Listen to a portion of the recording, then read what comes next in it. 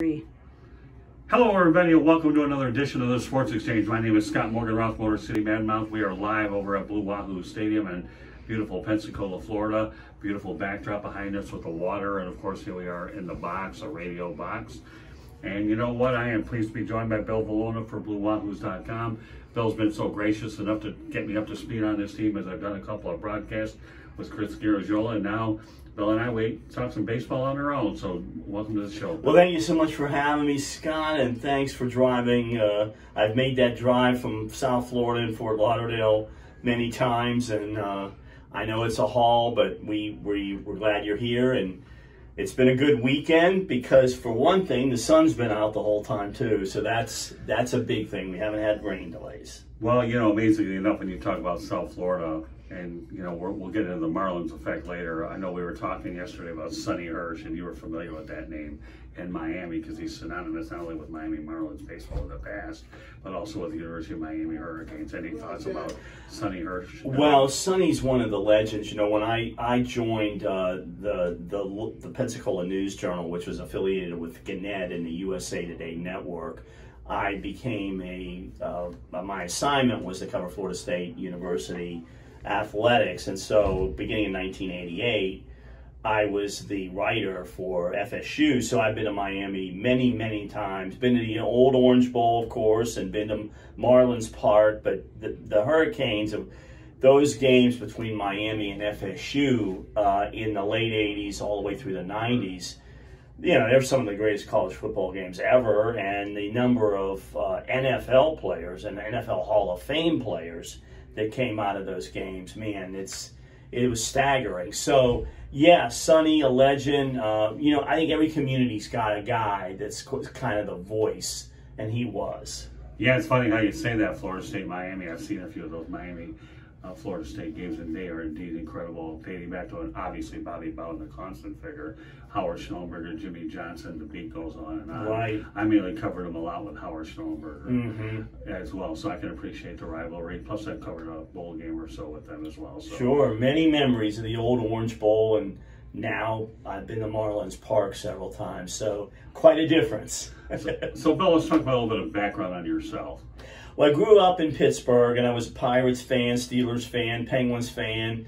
You know, blessed to have a father and an uncle who were sports fans and actually had seen so many of the legends of yesteryear, because back then, you know, you had two Negro League teams in Pittsburgh. So they saw Jackie Robinson, they saw Satchel Paige, they saw Josh Gibson, you know, they saw all those guys plus the Pirates. And then when I was born in '59, and then Roberto Clemente, that was right around his rookie year. And then when I started to get old enough to really be a fan, you know, Roberto Clemente changed the Pirates back then, and then Willie Stargell, right. Obviously Bill Mazeroski with the home run against the Yankees. But Roberto Clemente was magical, you know, and being able to watch him all the time was special.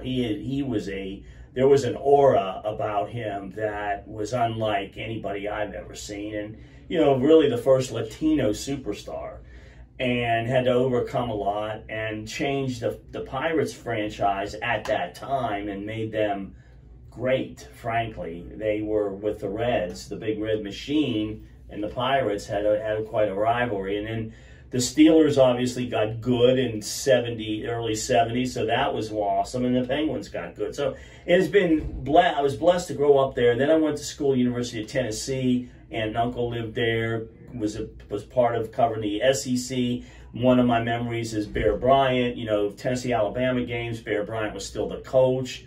I had never seen anything like that, but he was like Elvis, really, with the fans and the magical aura that he had around him. So that was cool. And then I came down here in 1988, got the job, and then got lucky that job opened to cover Florida State. So I really did Florida State for almost 20 years. And those were all Bobby Bowden years. And that was special, you know. That was really some of my major highlights. And then because I was with this national network, you know, I would get to go to the Final Four, the Super Bowl, the Olympics, stuff like that. And it was really, really cool. So I've been blessed, and then I joined the Blue Wahoos in 2019 after retiring from the Pensacola News Journal for all those years. I've been here for 3 years now, and I knew this franchise obviously when they started in 2012 and how good they operated. Now being on the inside and seeing it, it's special. They do everything here the right way, and the focus is entertainment, fan experience. Forget the game. We can't control the players. We can't control the outcome. We don't manage them. So the biggest thing is you've got to create a fan experience. That's what the Blue Wahoos have done from day one. And we're really, really lucky in Pensacola to have a AA franchise. Not many cities our size have that. We're one of only 30 AA cities. We're blessed. I look at this ballpark every day and realize, you know, this where we sit right now was a toxic waste area. And Quinn Studer, our team owner, came in, believed that this could work. The ballpark was built. And here we sit Saturday, July 17th. We're going to have another sellout. And Scott, we have had a sellout crowd on Saturday night every single Saturday since this ballpark opened. So it's pretty amazing, and it's great because we build this on fan experience. I think too many minor league teams worry, you know, about, oh, well, woe is us if they're not winning. You have to assume you're not going to win. You just got to pretend the heck with the game. What do we do to create an experience? That's what we've done here. Yeah, well, it's amazing. You being from the Pittsburgh area, and I'm from the Detroit area, so, you know, you're only like 4 or 5 hour drive from us. So the Red Wings and the Penguins the Tigers and the Pirates, and everybody in the Metro Detroit area knows about Roberto Clemente. Unfortunately, he passed away tragically. Yes. But that's for another day. And of course, you with the Florida State Seminoles can always do a little name dropping with Gene Deckerhoff as well. Yeah. So you probably got to know a little bit. So, with that said, let's go ahead and talk about the Blue Wahoos. I know that the first time I even got wind that there was a team here was when I was covering a Daytona Tortugas game out there against the Tampa Tarpons, and I'm walking around Jackie Robinson Stadium's Pensacola Blue Wahoos. I never heard of Pensacola. I didn't even know they even had a team. And now here I am, just a matter of a few years later, I'm sitting in this very stadium. So I know that they began with the Cincinnati Reds. What do you know about how that situation played out? I know Delino DeShields at one point was a actual manager here, and of course we all know that he was traded in a Pedro Martinez trade because Tommy Lasorda underestimated Pedro. Another day for another time. But let's talk about the Blue Wahoos and their transit, you know, beginnings, where they did start off with the Cincinnati Reds, and ironically, here we are, the Chattanooga Lookouts. The opponent this weekend happens to be the Cincinnati Reds. Talk about irony. Well, you know, Scott, it was a great relationship with the Reds. They were the team that was in Carolina. They were called the Carolina Mudcats. Quint knew that they were available, that franchise was looking to sell, so he brought them. He bought the franchise, brought the Reds affiliate down here. And man, Scott, the very first year, like, it was unbelievable. We had a no-hitter thrown here with Daniel Corsino. It was a combined no-hitter on this field on a Saturday night with Daniel Corsino and Wilkin De La Rosa. People went crazy. I had never seen a no-hitter live in professional baseball, so that was a thrill of mine to write that. That was cool. Then Billy Hamilton joins the team in the second half of 2012 and then sets the minor league baseball stolen base record. That was amazing. Jim Riegelman, who had been the manager at the Cubs and with the Nationals, he was our manager that one year. That was special. So that first year, it was like, wow, you know, all these things are happening. When Delino took over in 13 and 14, well, then we got Jesse Winker in the second half of 14. You know, Jesse Winker, now a Major League Baseball All-Star, one of the game's top players. He was on this field.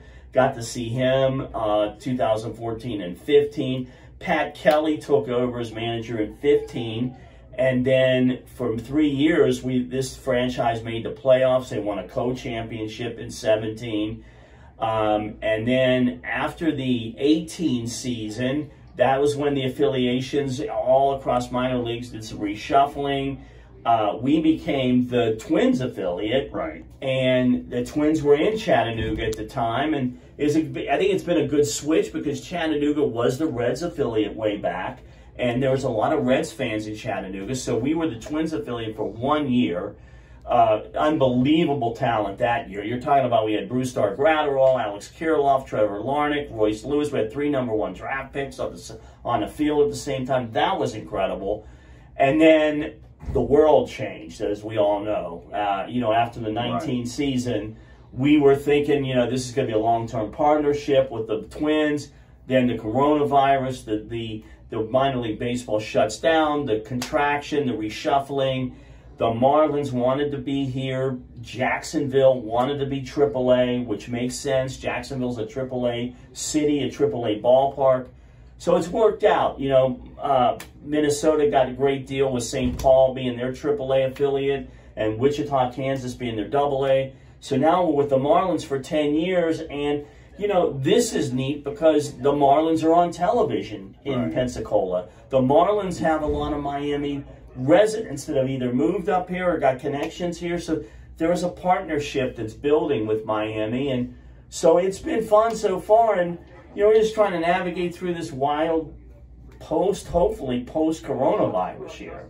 Yeah, I know 2020, there was no season at all. What was it like during a non-baseball season and how they kept the community active in the ballpark going, that so much time and money went into all of this? Well, there was no secret. Quint made it public that we lost between $3 and $4 million last year by not playing baseball. Right. What we did, though, was create a national story when we created an Airbnb in the home team clubhouse. We had an Airbnb set up, and one of our former group sales executives, Bailey Tate, managed that. I got to be really close friends with her. I'm telling you, Scott, that was amazing. We had 75 guests and I think 100 and some nights, and we had them from 25 different states. We were on ESPN. We got on the Today Show for the weekend.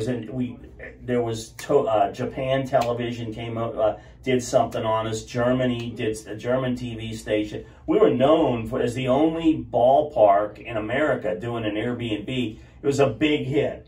That helped us. We had a lot of events. We have a great events manager, Shannon Reeves. She booked a lot of events, so we survived. That was the big thing. A lot of minor league baseball teams laid everybody off. Quint Studer said early on, no, everybody's going to keep their job. We're just going to do things differently, and we're going to try to do what we can to make revenue. Well, that's what we did. And then that's when, of course, baseball went through this massive overhaul. First time in 100 years that minor league baseball was going through something like this. Now, Major League Baseball controls minor league baseball. So we went through a lot, and but it's been a wonderful journey, and last year was rewarding in its own way. We won awards because of the Airbnb and because of what we were able to do, keeping the ballpark open 200 nights and having something here somewhere for people to go that was safe and outside. Yeah, let's talk about Quint Studer. He's the reason that we're here. Graduate University of Wisconsin, Whitewater. Candy Abilene obviously is from there, and I have family members that are there, so that certainly helped create an opportunity for us. And we also had Quint Studer on the Sports Exchange as well. We're obviously not the visual side because we weren't developed at that time. But yeah, I find that Quint Studer is probably a guy that has more integrity than anybody can imagine and a bigger heart. I'm hoping to spend more time with him tonight. But let's talk about Quint Studer's impact on the community itself, the Pensacola community. And we know that we'll use another opportunity to get to Beloit, although I know he has interest up there as well. But let's talk about Quint Studer. What do you know about him? Well, simply put, he changed Pensacola. If I could sum up what Quint has done for Pensacola, he forever changed Pensacola for the better. Pensacola had no downtown. Now it is a vibrant downtown. This ballpark was a wastewater, actually toxic waste area. he was spearheaded, built this beautiful ballpark. From this ballpark, everything happened. Retail happened, residential happened, and the tax revenue started to come into the city. People started saying, hey, look what Pensacola is doing. Now we're known as a community that has turned itself around. Quinn has done seminars on that. Quinn is an amazing man. I got to meet him in 2002 for the very first time when he owned the Pensacola Pelicans, which was an independent league team. Back then, Quinn and his wife, Rishi, were setting up chairs, piling pizza boxes. Quinn had to pay money sometimes for the opponent to travel because they were strapped for cash, but Quinn didn't want to lose the league. He didn't want to lose the games at Pensacola. He remodeled the University of West Florida's ballpark to give it a little bit more of a flair, create some really good amenities out there. And then the vision was, hey, let's build this ballpark. Now, originally, Quinn wanted to stay independent. Bruce Baldwin, who was an executive with the Atlanta Braves and who Quinn hired, said, no, Quinn, we have a chance to get into the Southern League. And when I first heard that, I was like, the Southern League, AA? I mean, this town was going to go from independent league to AA. And it happened. And it happened because Quinn made it happen. Quinn paid millions and millions of dollars out of his own pocket to not only, you had transfer fees, exclusivity clauses with Mobile, all sorts of things. He made this happen. Everybody doubted it. Now nobody's doubting it. Really, from what Quinn has done in these 20 years now, has been stunning. And, you know, we now have some of the best hospitals because of him. We have so much because of what he has done, his generosity, himself and Rishi. I mean, they've changed this town. I mean, I don't know how else to say it, that his vision, his dedication, his commitment, his caring, his love for this community has changed everything. And I know everyone's appreciative, and I'm just grateful to have this opportunity, the later years of my career, to be part of an organization that he operates and see how it works. It's just been incredible. Yeah, as we've driven around town, I've noticed the Studer family name on certain businesses, hospitals, so I've certainly in the short period of time gained a much better understanding. So let's talk about the Miami Marlins. We talked about them for a moment. Let's first of all talk about the relationship, and then we'll go on to the prospects. Now, tell me, I had a chance to talk to Kim Ng when they actually announced it a while back, because the Marlins will do media availability calls with administrators. And I think the one thing that the Marlins are really delighted about is now they practically own the state. Okay, they've got Jupiter, South, and they have Jacksonville, and now Pensacola. And let's forget Miami. I mean, Miami's Miami. We're talking about three of the major cities in the state of Florida, for which, you know, you have Jupiter, again, it's just pretty good size in West Palm Beach, out in that area. Mm-hmm. And then you go up to Jacksonville, here we are in beautiful Pensacola. So it's a great situation for the Marlins. Kim was up here, got to meet her, wonderful person. She spent a couple days up here. It's amazing what she's done already with the Marlins, but no, for us, there's a couple things that are unique. One, we've never been able to have our team on TV. You can watch the Marlins here every night, and that didn't happen, of course, with the Reds and the Twins because they weren't in part of the networks around here, so that we couldn't see them. You have that. You have spring training down there in Jupiter. People can go down there, and look, once the Marlins, Scott, can get their big league team going, I have no doubt it'll be a success because I've been in that ballpark several times. You know the game is going to get played. You know what the temperature is going to be inside. Right. You know you're not going to get hot. You're not going to get cold. There's not going to be a rain delay. It's a beautiful place to watch a baseball game, especially the way they've done it with Miami's backdrop in the skyline and in the outfield. It's fantastic. It's just, I know they've gone through so much down there, and naturally people are skeptical, and naturally they've angered a lot of people from the past ownerships that have had the Marlins. I think right now this is a chance to to really build something special there. And I think that's their goal. And hopefully the Blue Wahoos will be a part of it. So how long, to your knowledge, is the relationship between the Miami Marlins and Pensacola? These agreements that were signed in late 2020 are 10-year agreements. Okay. So this is a 10-year deal. Now, the stipulation is after 5 years, both sides are going to take a look at, hey, where are we? Are we on the right path? Is everybody happy? I mean, we've got to make improvements to this ballpark, which we know, and we're going to make them. We're going to start making them real fast. That's Major League Baseball wants the minor league affiliates to be as close to major league quality as possible. Right. So we want that, and so I think it'll be an easy partnership. I know all the Marlins executives have been up here with the exception of probably Derek Jeter, but Gary Denbo's been up here many, many times. And I think we're building a good relationship with the Marlins. And like I said, you know, the cool thing is, it's like you said, the AAA teams in Jacksonville, the low A teams in Jupiter, the big league teams in Miami. So we're part of a foursome here, really. Right. It's cool. It's great. Yeah, well, that's true. So would you say that the Miami Marlins games are televised in Pensacola? They are, and people can watch them. We've already picked up fans. People have followed. We got two former Blue Wahoos players that have played this year for the Marlins. Obviously, Miguel Rojas was on the 2012 Reds team that was here. He's a great guy.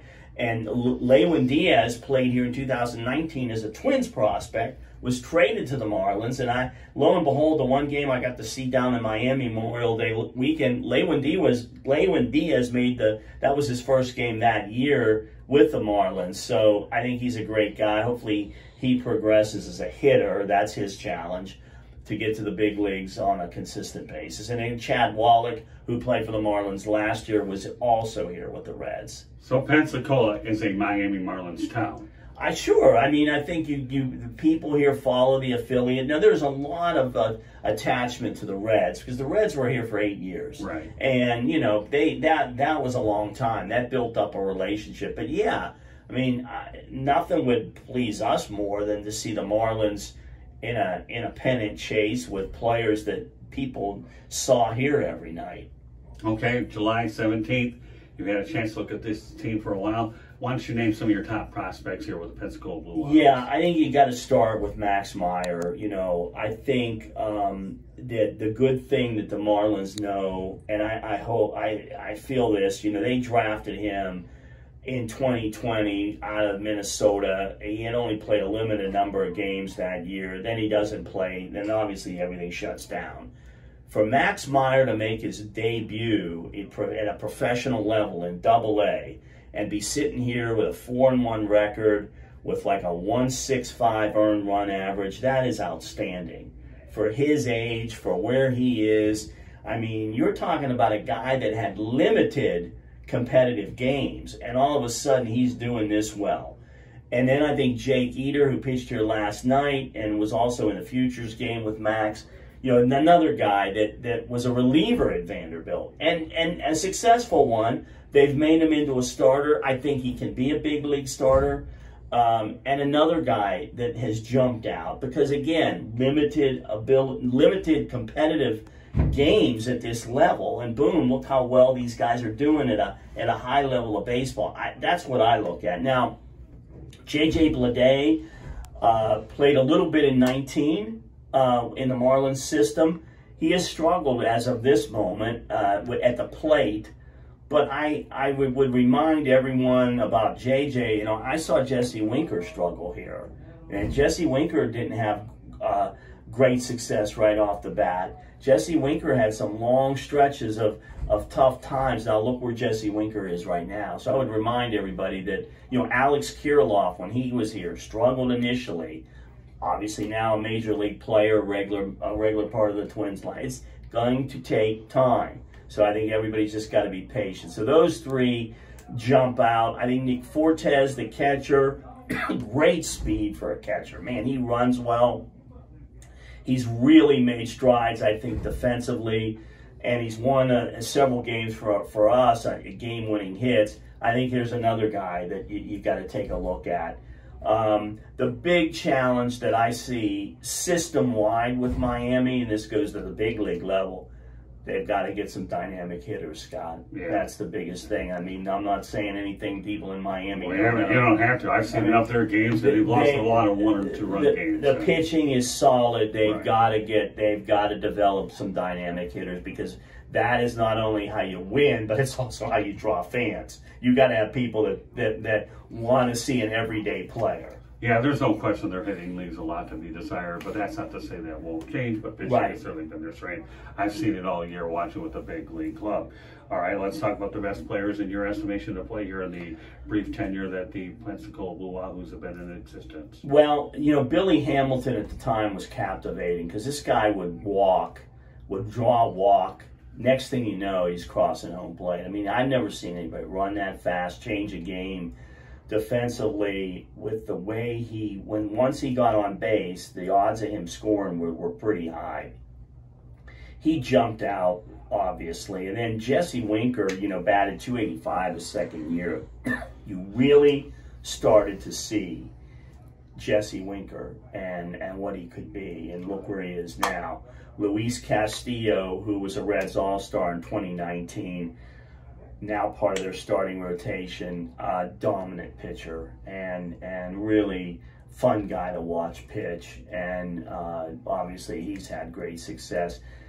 The Twins, that year we had, my gosh, you know, Royce Lewis was special, and I think the COVID year, the shutdown year, hurt him, but hopefully he gets going again. Kirilloff, how you saw the progression. Trevor Larnach, Brusdar Graterol, who pitched in the World Series with the Dodgers, dominant pitcher, just electric arm. You know, I mean, people here have been blessed. I mean, you know, you look at some of the opponents that have been here. My goodness, Chris Bryant played here. Acuna played here. Yasiel Puig played here. I mean, I could go on and on and on of the great, the Braves. You look at the Braves, Atlanta Braves right now, all of those guys, or the majority of them, played in this ballpark. So a lot of great talent. That's what Double-A does. Double-A is the stepping stone. And you're getting to see major league players for half or a third of the price of going to a major league game. Well, I've covered professional baseball, minor league baseball for a lot of years. Folks, my name is Scott Morgan from Motor City Madmouth. Glad to be joined by Bill Vilona here of BlueWahoos.com. A couple more questions I want to address to you. First of all, it's been a very enjoyable stay here. And we'll talk about baseball in general in the community. Would you say that Pensacola Blue Wahoos are the Panhandles team? Oh, no question. I mean, Scott, people embrace this team from the get-go. You know, Pensacola hadn't had minor league baseball since 1960, early 60s, and people really just love this team. They love the whole aspect of going to the game and rooting for these guys.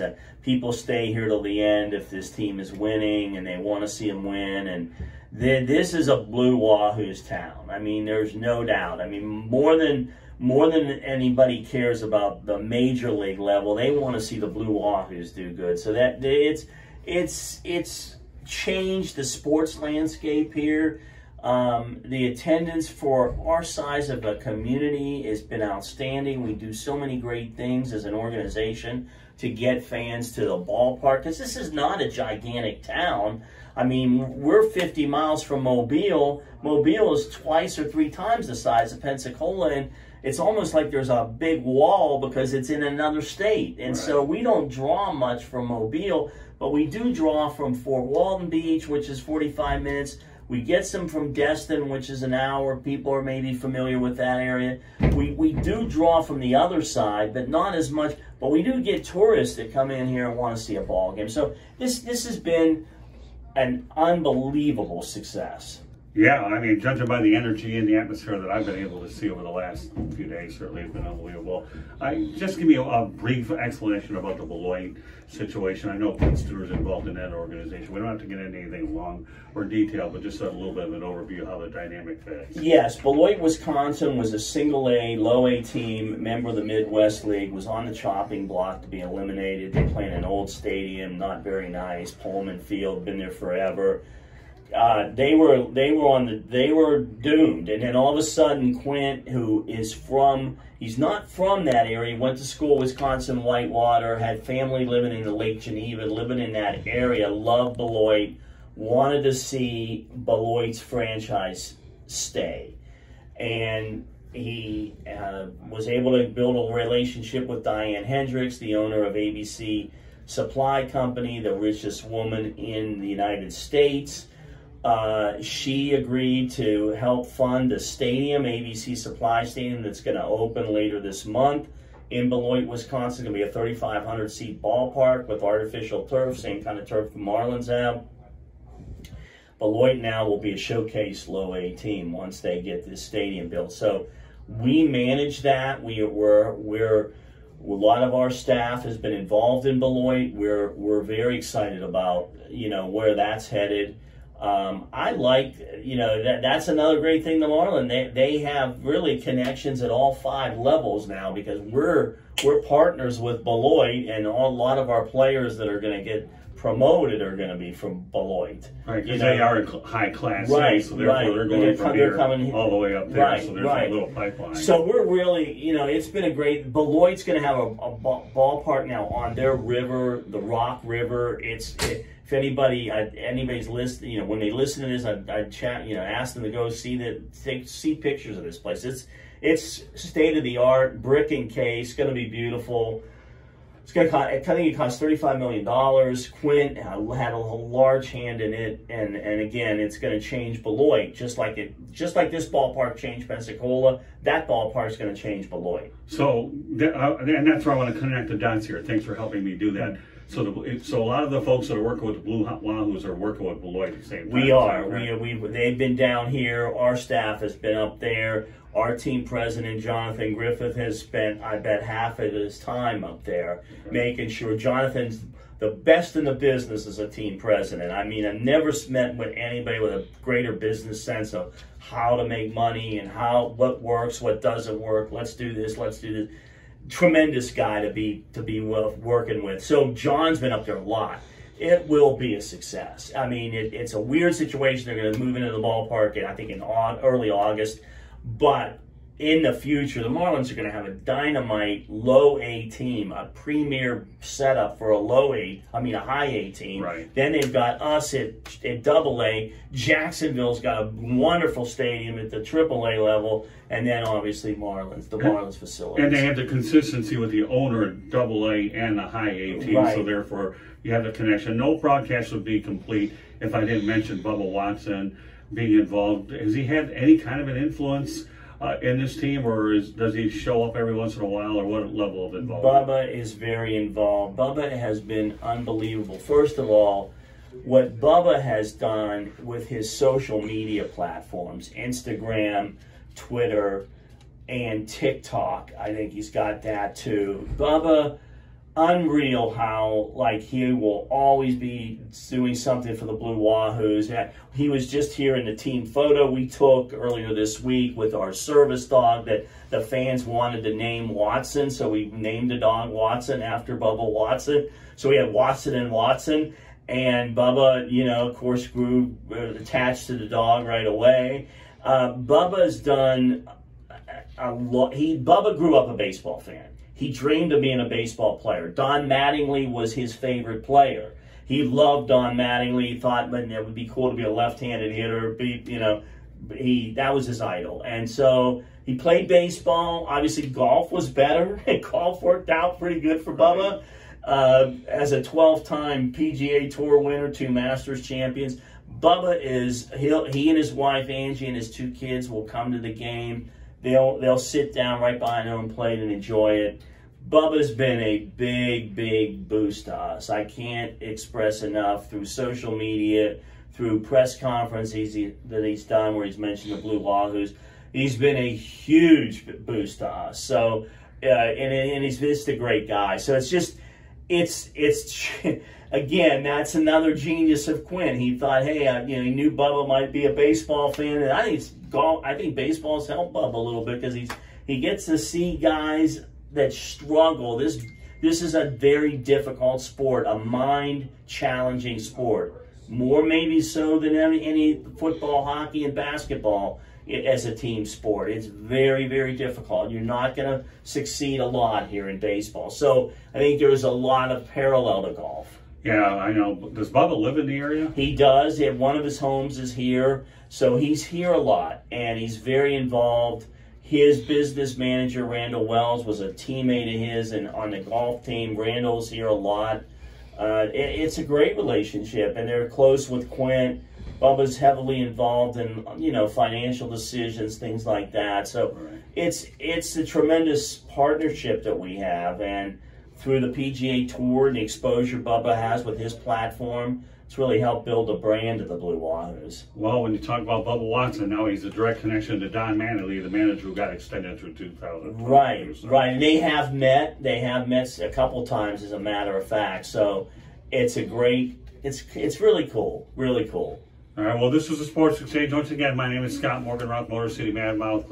Be joined by Bill Vilona, who obviously works at BlueWahoos.com, getting us an overview of Blue Wahoos baseball. You can follow us on Twitter at Tribune South, or go to www.southfloridatribune.com, and you can also subscribe to the YouTube channel. Bill, all I can tell you is thanks for bringing me up to speed.